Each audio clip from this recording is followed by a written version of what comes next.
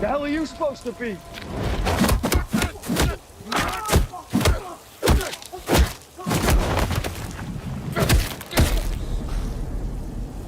I'm vengeance. The Batman is a 2022 American superhero film based on the DC comic books character, Batman. It is a reboot of the Batman film franchise, and the film is directed by Matt Reeves. It stars Robert Pattinson as Bruce Wayne Batman, alongside Zoë Kravitz, Paul Dano, Jeffrey Wright, John Turturro, Peter Sarsgaard, Andy Serkis, and Colin Farrell. The film sees Batman, who has been fighting crime in Gotham City for 2 years, uncover a corruption while pursuing the Riddler as a serial killer who targets Gotham's elite. Development began after Ben Affleck, who was cast as Batman in the DC Extended Universe in 2013. Affleck signed on to direct, produce, and co-write and star in The Batman. Ben Affleck would play, of course, the title character, with Jeremy Irons reprising as well as Alfred Pennyworth. Joe Manganiello was cast as Deathstroke as he appeared in the Justice League movie, and additionally Jared Leto expressed interest in reprising his role as the Joker from 2016's Suicide Squad. Initially, Affleck decided to step down as director as he felt it would be taking on too much, but still planned to star and produce the movie. At the time, Warner Brothers were re-evaluating the approach to superhero films following the release of Batman vs Superman, which led to Affleck's film being sidelined. Now a new director had to be found, and Matt Reeves soon headed the list. A long-time Batman fan, Warner Brothers felt he'd be right for the new movie. Reeves, though, didn't like Affleck's script, and said he would only join if he had full creative control. Reeves initially planned to keep the Batman's connections to the DCEU and spoke with Affleck during the writing process. But he soon reworked the story to focus more on Batman's early vigilante career and planned to cast a younger actor to play Batman. In August 2018, Affleck went to rehabilitation for alcohol abuse and was considered unlikely that he would reprise his role as Batman in the new film. And in January 2019, Affleck confirmed that he would no longer be playing Batman in the film. Affleck explained that he stepped down due to a combination of factors, including his divorce from Jennifer Garner, the tumultuous production of Justice League, his lack of enjoyment in the role at that point, and his alcohol problems. Affleck recalled that he had shown a version of the Batman script to a friend who said, "I think the script is good. I also think you'll drink yourself to death if you go through what you just went through on the Justice League." And so the search for the new Batman began. Robert Pattinson and Nicholas Hoult were the front runners, along with Aaron Taylor Johnson. But it was felt that Pattinson would suit the role perfectly, as Reeves liked his work in A Good Time in 2017. Pattinson had issued large franchise films since his work on the Twilight series, and he found those roles dull and wanted to avoid paparazzi attention. This meant he had not appeared in any of the Marvel Studios' Marvel Cinematic Universe, which made him desirable to Warner Brothers. Pattinson was also a long-time Batman fan, and pushed for the role as much as he could. Now, of course, as usual, when Pattinson was cast, there was a huge backlash from Batman fans, with the Change.org petition calling to reverse the decision. Pattinson said he felt the response would have been stronger, and he liked the idea of being an underdog, meaning that there'd be less expectations to meet his performance. Christian Bale, who played Batman in the Dark Knight trilogy, supported Pattinson, encouraging him to make the role his own and ignore the critics. Bale likened the fan revolt to the backlash Heath Ledger got when he was cast as the Joker in 2008's Dark Knight. Now, I, like many others, was initially skeptical about the casting of Robert Pattinson. Unfortunately, the stench of acting in the Twilight series has always followed him around. Playing the angst-ridden teenage vampire who even glittered has lingered unfairly on Pattinson's career. Now, Pattinson has actually become a very good actor, choosing very heavy and challenging roles, steering away from the commercial pictures. In saying that, though, when he was cast, I too reacted with slight disappointment. In saying that, though, Pattinson is superb in this film. This is a new version of Batman, and he plays this emo, sullen version of Bruce Wayne and Batman very, very well. He may not have the physical presence of, say, Christian Bale, but he really brings a believable intensity to the role, as if he's obsessed with being Batman, as if Batman is a drug to him. Now, initially, I didn't like the portrayal of Bruce Wayne in this film. I found him to be sullen, almost depressive.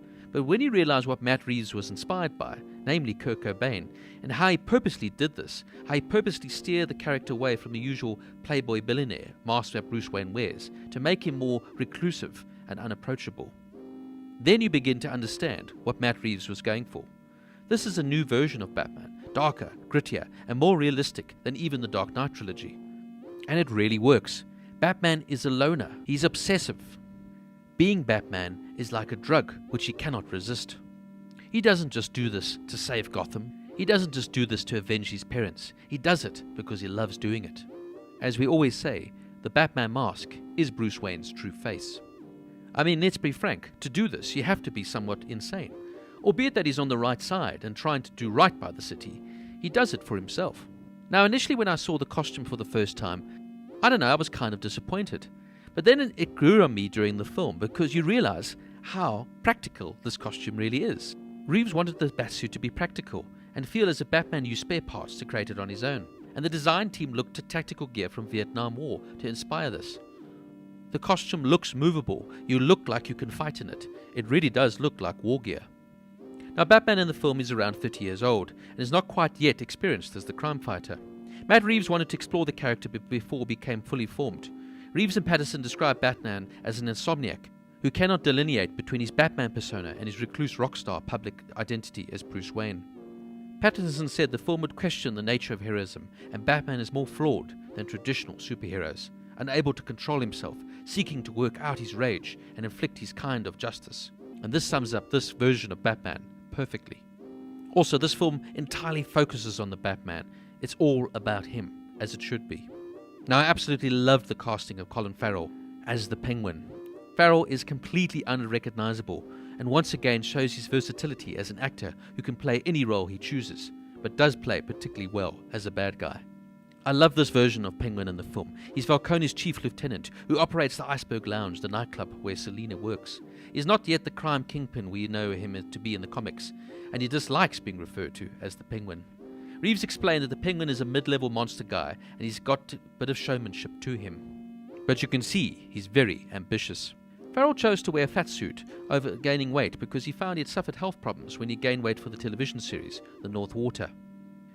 Farrell even tested the costume at Burbank Starbucks when he got a couple of stares after ordering a latte in character, with nobody recognizing who he was. Farrell also fought hard for him to have his usual cigar, as we always see him having in the comics, but Warner Brothers would not relent, disallowing any of the characters to smoke tobacco on film. Now, Paul Dano as Edward Nashton, or the Riddler, is absolutely fantastic, as I knew he would be. Dano is a phenomenal character actor, and I love this version of the Riddler. Gone are the green question mark tights from the 1995 film in Batman Forever, played by Jim Carrey. Instead, we have here a serial killer who targets Gotham's elite citizens and live streams his crimes. The Riddler seeks to unmask the truth about Gotham, taunting Batman and law enforcement with his riddles. You can see the inspiration from the Zodiac Killer, a serial killer from the 60s and 70s whose identity to this day is still not known. The Zodiac Killer would use ciphers and riddles to throw the police off his trail, and said if they could work them out, he would reveal his identity. This is exactly how the Riddler plays out in this movie, and it's perfect. You can definitely see Dano also drew inspiration from Heath Ledger's portrayal as the Joker in 2008's Dark Knight. But for me, he is one of the scariest villains Batman has ever come up against in the film versions.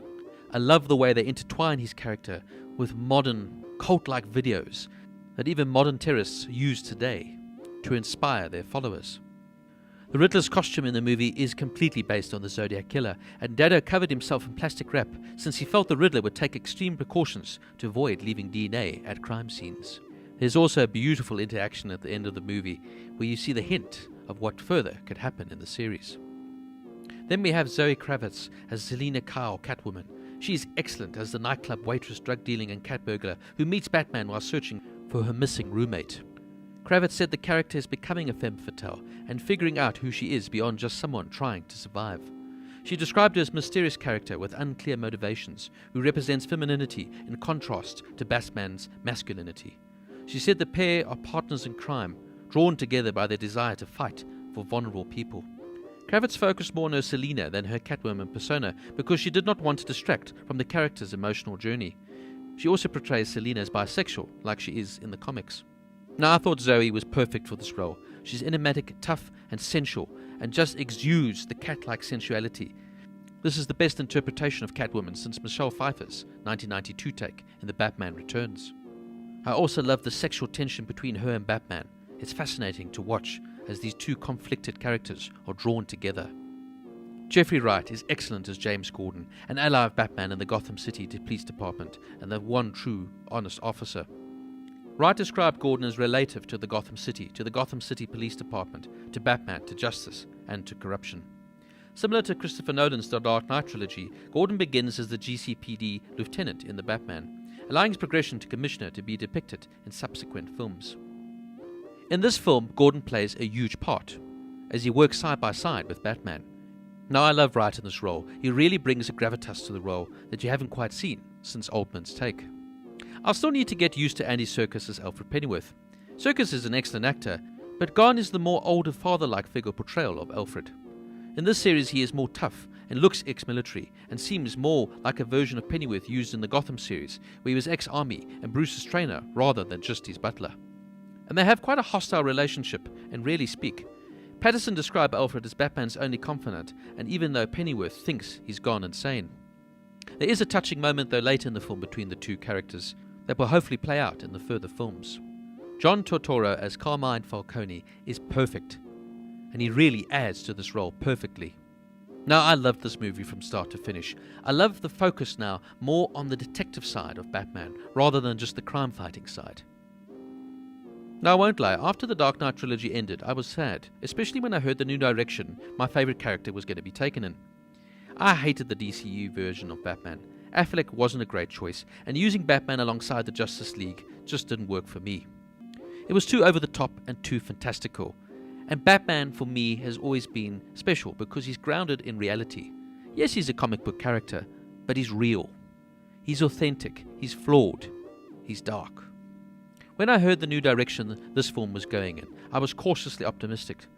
But I was waiting to hear when the Warner Brothers executives would change the direction and say it's too dark, it's too adult. Thankfully, that never happened, and I'm amazed that this film got to see the light of day. Now, I'll still say I'd love to see an R-rated version of Batman, where there are no limits, but this film is fantastic. This is a brilliant adult take on this most iconic character. Gone is the Caped Crusader. Here, we have the even darker Dark Knight, grounded in reality. It almost feels like you're watching real life play out on screen. Now, some people have criticized the running length of the movie as it nearly is 3 hours long, but frankly, I wouldn't have wanted to cut anything out. You need to let the story evolve. You need to let it breathe. You need to let this film noir play out in front of your eyes, as all these characters are so multi-layered and complex, and Batman himself is so fascinating. Also, the use of Something in the Way by Nirvana was a perfect choice, and just gave you an idea of what Matt Reeves was going for. This is a gothic grunge take on Batman, and it reintroduces the Batman to a brand new audience like never before. The Batman is a mature, fantastic film, made with love and passion by Reeves, superbly acted by the cast, and it truly understands who Batman really is. The Batman gets a 9.5 out of 10.